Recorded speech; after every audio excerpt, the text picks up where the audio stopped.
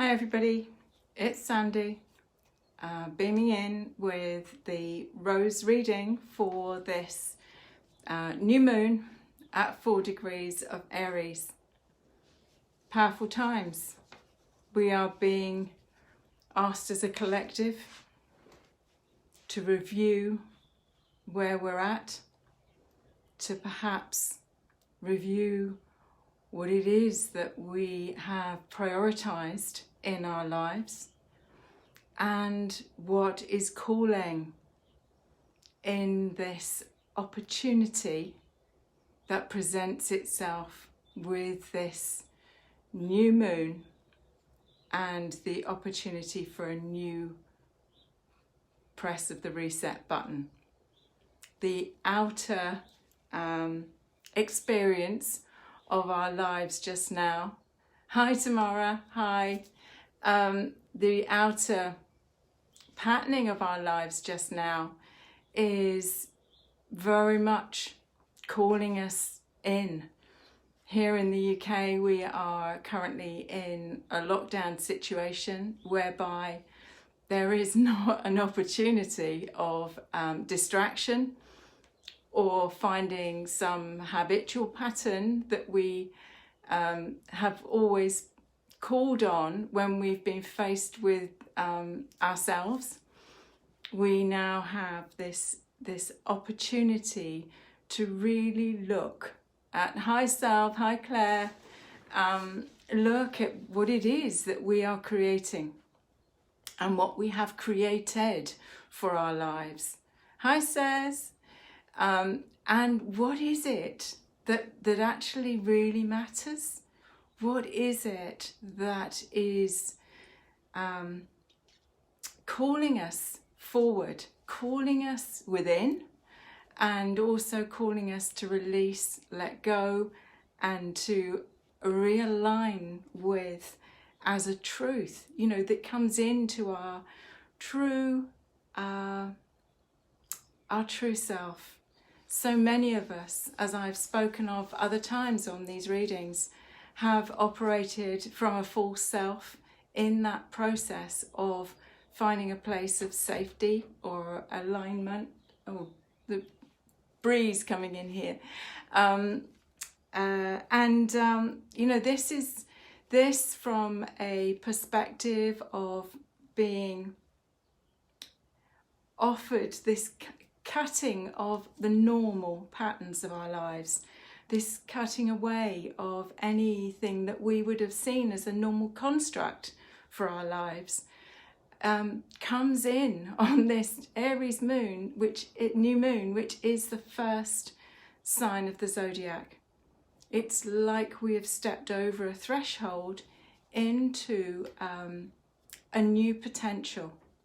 And when there's anything that is birthing, when there is anything that is asking to be released and to be created anew, anyone that has been through the birthing process themselves knows that it isn't without pain. And there is a sense for me that there is a illumination that has to go on for what has been hidden, what we've not been prepared to look at. Hi Jonathan, hi Mariah. So this is a really interesting new moon. Not only that, but it is conjunct Chiron, known as the wounded healer. So there's a deeper initiation, if you like, that is bringing us to the opportunity of embracing something new, and the opportunity, as I say, to press that reset button and take a time to review where it is where we are in our own journey, and almost gift ourselves the opportunity of that place of reflection in what is true now and what is it that we are wanting to hold as keynotes and signatures for our lives going forward. What are our treasures? What and where do we place our focus? So the question, what does really matter to you now? And what are your priorities? And for me, I opened the door this morning. We are very fortunate in the UK at the moment. We have the blessing of sunshine after an extremely grey and wet winter. And just to hear the birds singing and to see those colours of the yellows and the blue, violety blues that always herald springtime for us, brings us an opportunity to come present in the moment to the simple things, what is simply there for us. Hi Melanie, hi Amber, hi Laura. So thank you for joining, thank you for beaming in today. So I think that the first priority that we have is to find these very simple things that we appreciate. And we know that gratitude and appreciation is the first place that we can go to strengthen and expand our auric field, our biofield, and also to, it starts to bring a calibration into the immune system that sets us out on a new pathway. Interestingly, yesterday, I had to go and drop some of the rose sets to the post office, which thankfully is still open and operating here. Hi Phyllis. And en route home, the garden centre was still open. And before I knew it, my car had taken me into the garden centre car park. I mean, there weren't many people in there and everybody was social distancing very nicely. But I ended up coming out with seeds, organic compost, and a big sort of trug thing to grow salads and herbs, and this opportunity to actually connect in with the earth. So usually I'm so busy with the rose work and organising classes and doing client sessions and so on here, that I don't have the opportunity. I'm surrounded by nature. I'm very blessed to be surrounded by nature. But there was a real calling, and of course it's my lineage. My grandfather was a gardener, a professional gardener. My father was an extremely good gardener. My daughter is a passionate gardener. And I actually took on my mother's gifts, which was working with fabrics and sewing. So I was blessed. I had people that loved gardening and growing vegetables and things around me. But my focus was on my other creative skills. So, Phyllis, your father was a rose gardener too. It's fascinating. Do you know, so many of the rosarians, those that were passionate about roses, were men. And I have a couple of very old rose annuals from the Rose Society here in the UK. I mean, going back into the 20s and 30s, 1920s and 30s. And they were all passionate about gardening, passionate about roses in particular. Oh, Salve, your dad was a natural gardener too. Wow. So, yeah, and my dad and my granddad, you know, worked with the seasons, worked with the almanacs. It's just fascinating. And, you know, is this reset button offering us the opportunity to connect back into craft, to cooking, to how we work with nature, how we work. I'm so looking forward to planting, you know, sowing my seeds. And I managed to get some courgette seeds or zucchini, some courgette seeds, and just to reconnect in a different way. Obviously, I've got my roses here, but I haven't done vegetable gardening for a long time. And I bought some organic potato, seed potatoes as well.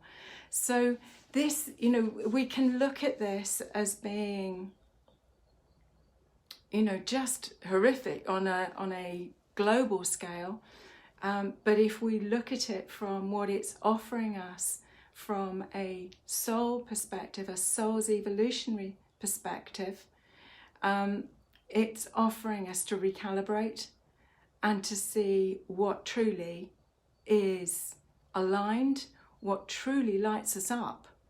Why would we be involved so much with what is a program, a pattern that we've all bought into? And this pattern reset is just phenomenal in the way that we already know how Mother Earth is regenerating, how she is rebalancing from the lighter footfall of activity on the planet. So she's coming back into this place of her own healing. And I do feel that we are in the process of breakdown to breakthrough, breaking down these old patterns and recalibrating individually so that we can envisage a new earth. We can envisage an earth that is a much kinder place to be, and where we value our human connections and what it is that we've come to co-create together. That we are all facets of the diamond, if you like. Each one of us brings a different rose heart to the bouquet of life. But the priority in this particular time feels to me that we need to be really clear about our root. We really need to make sure that we are absolutely rooted and present into ourselves. So whatever you can work with as a grounding practice, and as I say, my going off to buy seeds and organic compost yesterday on my detour is another way of this coming back in and reconnecting and making sure that each one of us, that our individual roots are good and strong. That enables us to flourish, for our immune systems to be in best order, and for us to really start to blossom in our creative endeavours. I really feel that there is going to be a real blossoming of creative individuals that realise that they have something else that they can bring to the mix, something else. There'll be creative solutions. I feel that there will be some amazing increases in our understanding, particularly of coronavirus and particularly of our healing technologies. You know, the roses and the Rose Alchemy Oracle is a healing technology of light. And so many of us have got different aspects of our work. So Salve is saying, you know, it's flower essences is one of his aspects. All of these ways that we have vibrational tools that enable us to come back in and, as I say, recalibrate and allow for us to find our own meditative practices, our own inner process of perhaps, you know, exercise or qigong, whatever it is that is that lights your path, that enables you to have a different connection with this true self within that wants to express your unique gifts and what it is that you came to master. We all came in with stories. We all came into families with gifts and challenges. And when we take paths of mastery, we light the golden heart field, we become illuminated leaders in our own right.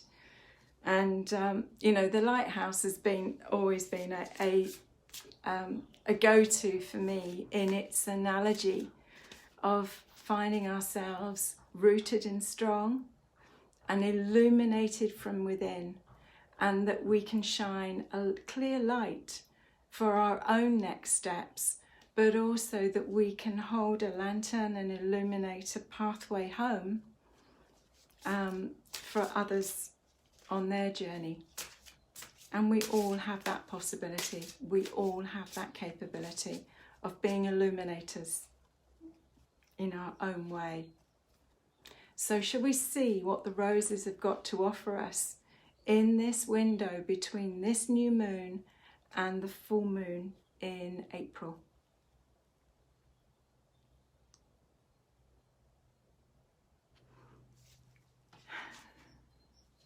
We have Rose Ma 9, and she is the rose of unconditional love. She is that, you know, I am that I am. There is a great place of self-acceptance and a place of surrendering to enter this field of presence. And it's a beingness that extends into our doingness. It is an absolute beauty to work with. And she has this soft, apricot-y, peachy tone that for me speaks to the frequency of the higher aspect of the divine feminine energy. Just grace, an absolute grace. So she's calling us to surrender into that, to be able to hold that sense of grace within our field. So let's see what else the roses have to offer us as guidance.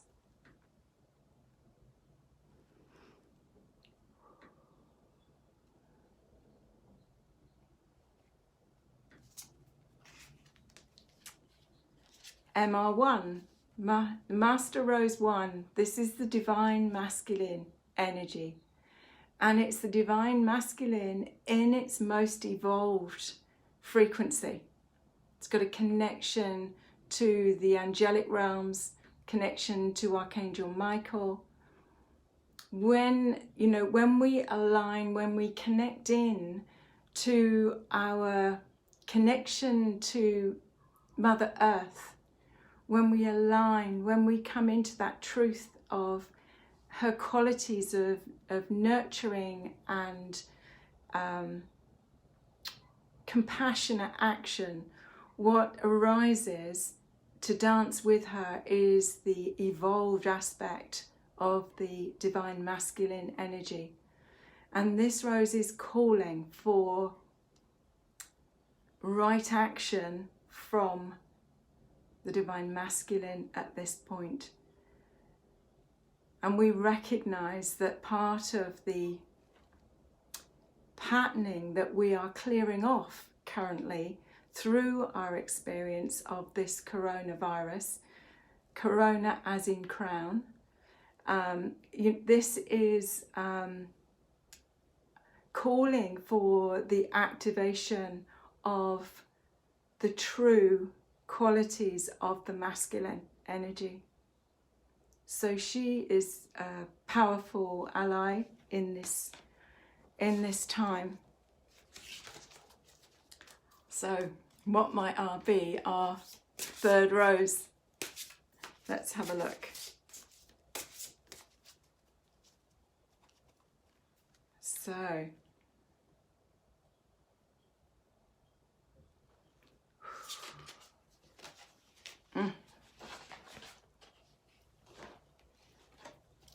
Rose Ma 6, And she says, I am transformer.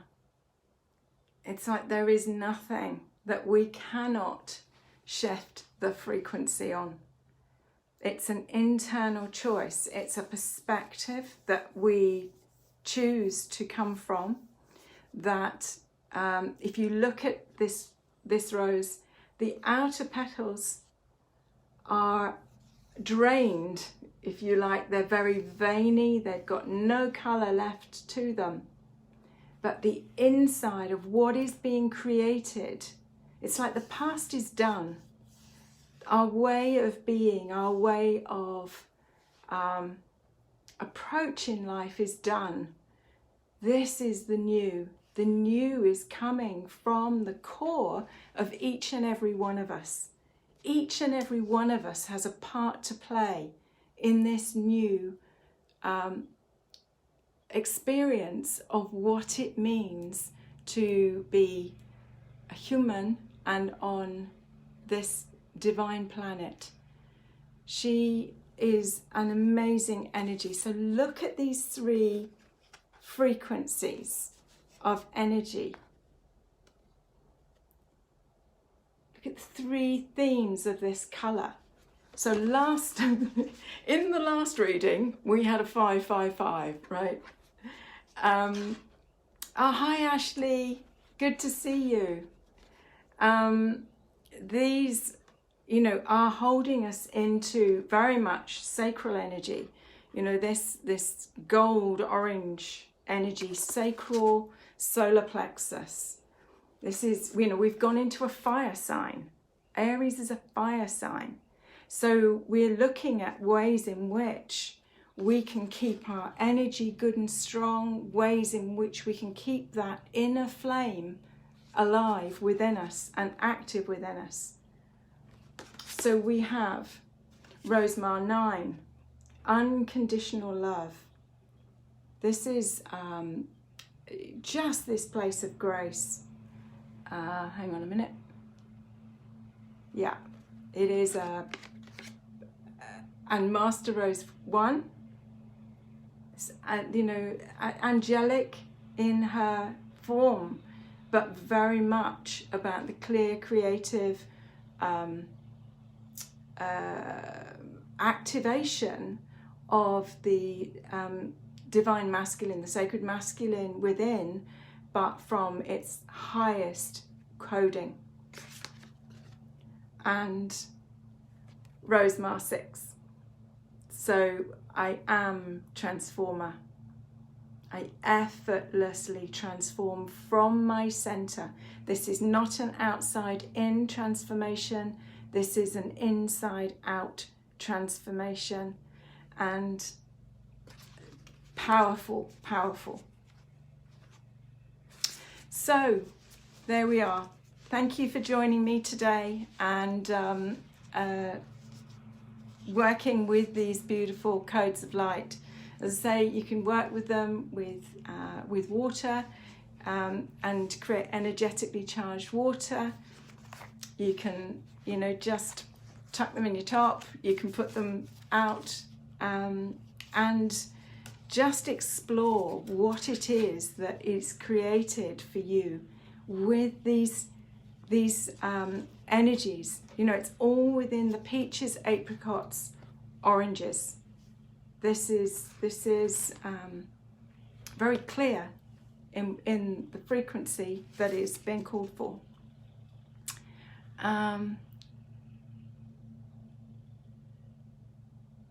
Oh, I'm so pleased, Paula. I'm really grateful that, you know, yeah. What else have I got to say? Nothing much really, because obviously I can't do any in-person work here in the Rosie Temple. I can't, none of my classes, none of the circles. There are a couple of places on the Rose Heart program which has already activated, but the doors close at 12 noon UK time on Thursday, and we have our first gathering webinar on Thursday evening. What else? Can't think of anything else. obviously I can do online work, so if anybody wants an individual rose reading or would like you know, a healing session, that's bookable on my website. And actually there's a 30-minute special on there for £45. So I felt to make, you know, just a tune in and a clearing of the energies available within this time at a reduced rate. Yeah, we've got the second phase of our new Rose 2 2020 online classes.